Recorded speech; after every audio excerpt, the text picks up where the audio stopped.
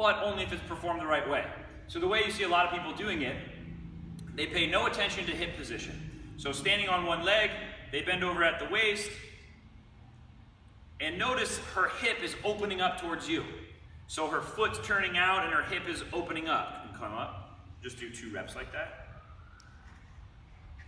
So as she's trying to lower down and hinge at the hip, she's actually opening her hips up and losing position. She also was keeping her leg relatively straight. She almost had this leg locked out, which is another common mistake in the RDL, and particularly in the single leg RDL.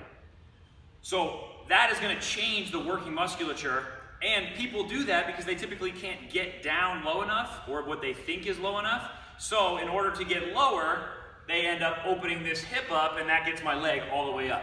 But that's actually the wrong way to do it.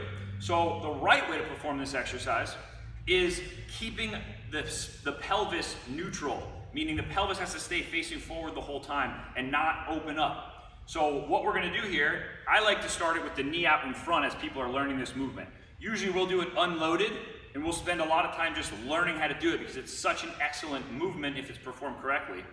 But Christina's done this a lot. So she's going to go with the knee out in front, she's going to bend the back leg slightly, and she's going to tuck her tailbone underneath her. So it's going to put her pelvis in a nice neutral position. From here, she's going to go ahead and hinge forward.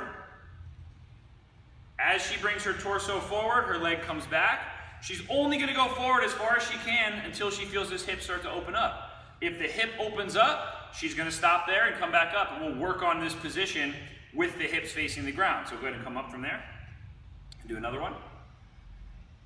As she gets more control in this position, she'll go a little bit further, and then she can start to extend the leg out.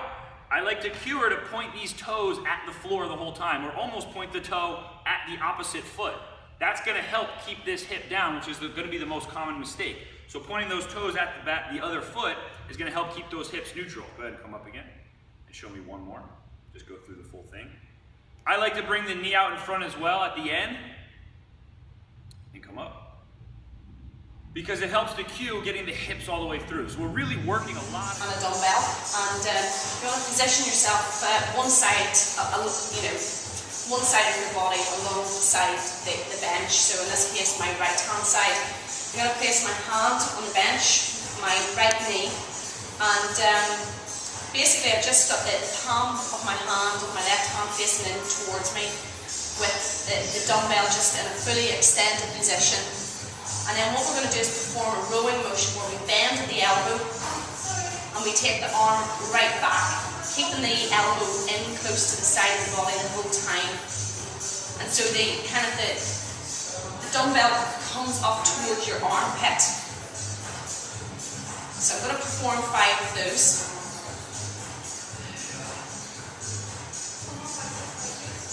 Find an elevated platform. This will be your starting position. Now place your right foot on the elevated platform. Exhale and step on the platform by extending your hip and knee of your right leg. Use mainly your heel to lift the rest of your body up to the platform, then place your left leg on the platform as well. Then inhale and step down with your left leg by flexing the hip and knee of your right leg. Return to the starting position by placing your right foot on the floor next to your left foot.